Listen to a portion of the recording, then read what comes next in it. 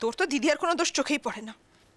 আমি তো একটা জায়গায় আছি, কিন্তু তোমরা তোমরা দিদিয়ার ওপর রাগ করে আছো নাকি দুশ্চিন্তা করছো সেটাই বুঝে উঠতে পারছি না। কিছু ঘটে গেলে উল্টো পাল্টা ভাবতে শুরু করে দাও, নিজেরা নিজেদের মতো করে একটা ধারণা তৈরি করে নাও। করো মা, মা ও বাড়ির সবাই দিদিয়ার কথা ভাবছে, আর তোমরা তোমরা এখানে চুপ করে বসে গালে হাত দিয়ে ভেবে যাচ্ছ। চারু পারতো না একটা ফোন করতে, করেনি,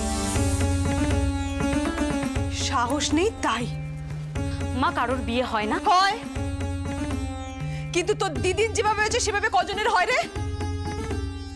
কত স্বপ্ন ছিল, সাধ্য মতো বড় করে অন্তত চারুর বিয়েটা আমরা। মা মা দিদিয়া যেভাবে বিয়ে হোক না কেন, দিদিয়া ভালো আছে মা।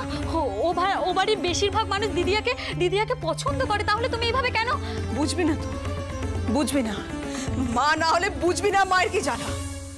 সারাক্ষণ বুকের মধ্যে ধরপড় করে রে, ভয় করে, কষ্ট হয় আমার। আর সেই কষ্টের দায়টা তুমি দিদিয়ার উপর চাপিয়ে দাও। না, আমি কারোর উপর চাপিয়ে দিচ্ছি না, কিন্তু এইভাবে আমি দেখতে পাচ্ছি তোর বাবাকে কুড়ে কুড়ে শেষ হয়ে যেতে। একটার পর একটা মারাত্মক সব ঘটনা ঘটছে, কি হবে? ছাড়, আর চারুর তার কি ভবিষ্যৎ সেটা শুধু ভগবানই জানে। আমার কানে এখনো ওই শেষ কথাগুলো বাজে দুঃখ। আমি বিশেষ করে আমি সব সব ভুলে যেতে চাই।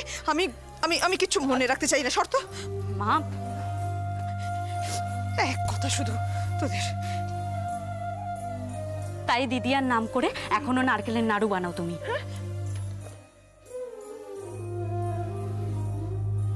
মা মা মনে কোনো দোটানা রেখো না, তাহলে কষ্ট বাড়বে। আমি কোনো দোটানা রাখিনি, কিন্তু কার কত দোষ এইসব আমি জানি না দুর্গা।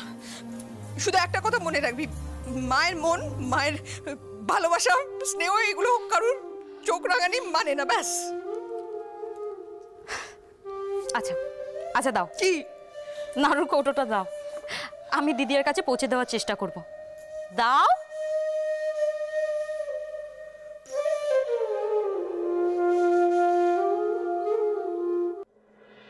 মা মা ব্যাপারটাকে জটিল করো না।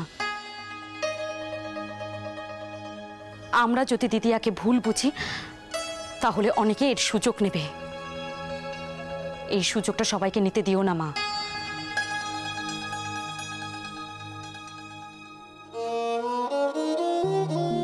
তুই সত্যি অনেক বড় হয়ে গেছিস দুর্গা। তুমি বুঝতে পেরেছো? এবার একা একা কলেজ যাচ্ছি বলে সারাক্ষণ ভগবানকে ডেকো না। হ্যাঁ হ্যাঁ, এর মানে একা একা কলেজ যাচ্ছিস মানে?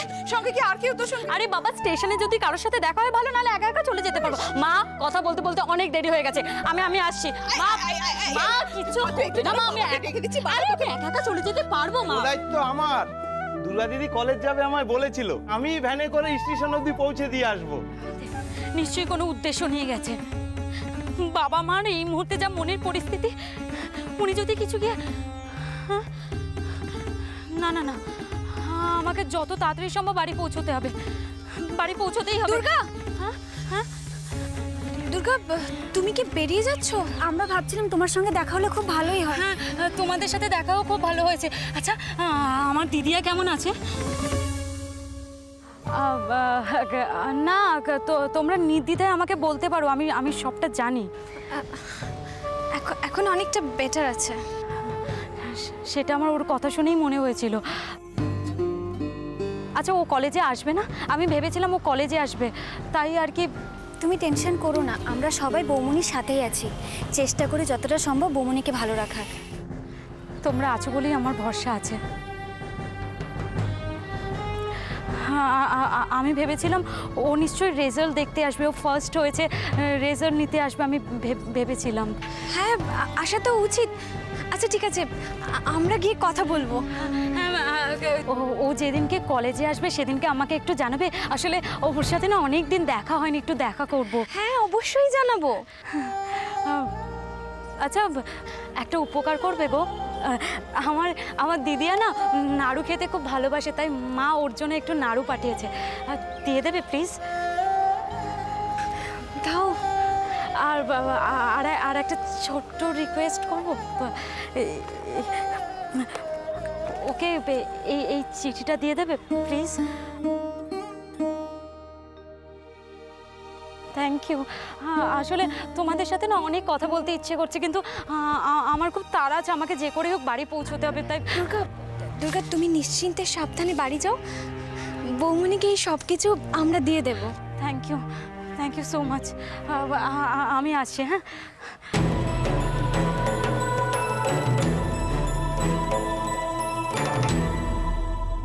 ভেতরে আসতে পারি? অবশ্য আপনাদের যদি কোনো অসুবিধে থাকে। না না, আসুন।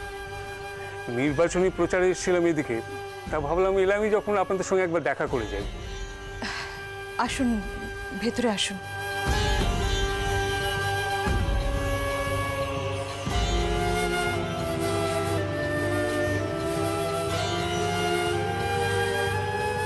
কি হলো মেয়ে, দাঁড়িয়ে রইলে কেন? এসো। তুমি যাও, আমি এখানেই ঠিক আছি। সেটা কি ভালো দেখাবে? যেখানে চারুর কোনো জায়গা নেই সেখানে আমি ঢুকবো না।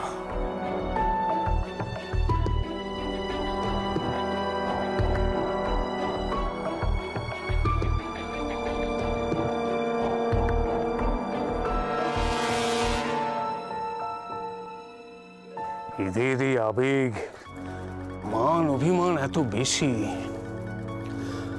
অবশ্য এর কারণটা আমার কাছেও পুরোপুরি পরিষ্কার নয়।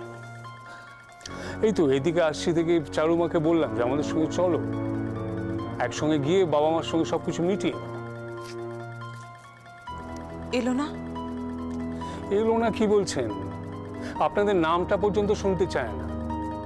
তারপর তো একটা মারাত্মক কথা বলে দিল। বলল যে ও নাকি আপনাদের কাছে মৃত।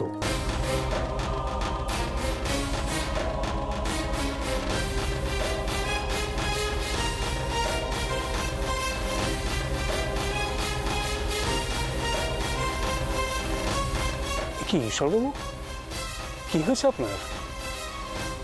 হাতে মুখে এত চোট, কি পড়ে পড়ে গেছিলেন নাকি? খুব লেগেছে নিশ্চয়ই, না? কি জানেন, গায়ের ব্যথাটা সময়ের সাথে সাথে মরে যায়, কিন্তু মনের ক্ষতটা বহু দিন থেকে যায়।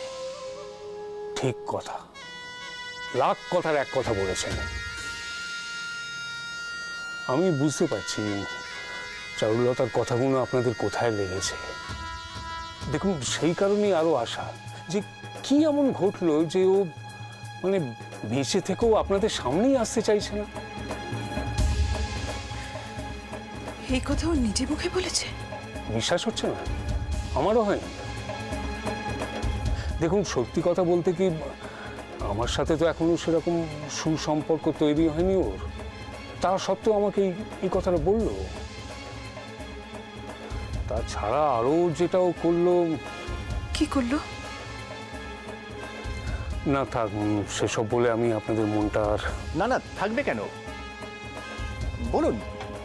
আসার পর থেকে তো আপনি অনেক কিছুই বললেন, এটাই বা বাদ যায় কেন, বলুন। খুব বিশ্রী ব্যাপার, বলতেও খারাপ লাগছে। মিহির ওকে এতবার বারণ করা সত্ত্বেও চারুলতা আপনার নামে পুলিশের কাছে রিপোর্টটা করলো।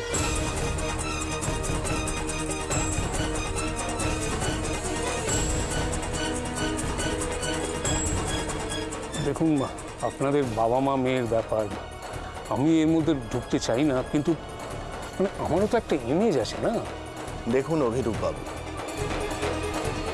সত্যি সত্যি আমার মেয়েটা করেছে কিনা আমি জানি না, তবে হ্যাঁ, অভিনব মুখার্জি, অভিনব মুখার্জি, অভিনব মুখার্জি। যতক্ষণ আমার দিদি আর চারুলতা আপনাদের বাড়িতে আছে ততক্ষণ ওকে রক্ষা করার দায়িত্ব আপনাদের। আর ওর যদি কোনো বিপদ হয় তাহলে তার জন্য দায়ী থাকবেন আপনারা। যদি পথ দুর্ঘটনায় তোমার কোনো ক্ষতি হয় তাহলে সেটা কার দায়? ভুলে যাবেন না, আমার নাম দুর্গা। আপনার এই জনদরদি ভাবমূর্তি ভাঙতে আমার বেশি সময় লাগবে না।